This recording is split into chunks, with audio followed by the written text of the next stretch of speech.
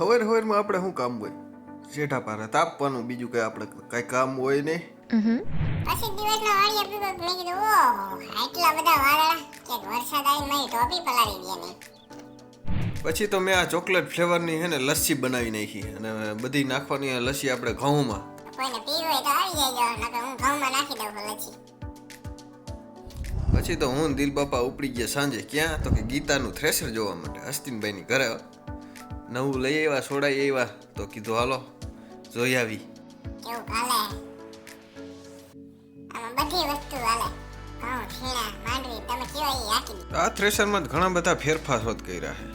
યસ્તીનભાઈ કહેતા હતા પણ આપણે તેમાં કઈ ખબર પડે નહીં, આપણે કઈ ધંધો નથી એટલે. સિંગાની જાળી મારેલી અત્યારે નદી ન્યાય આવશે. સિંગાની એક જાળી અહીંયા જો વાણા પીડી વાણા.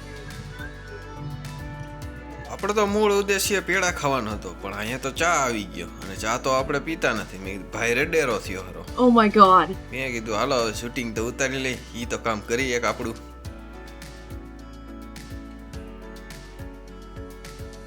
ભીમભાઈ, નીલાભાઈ, જો એટલા માણસો હતા.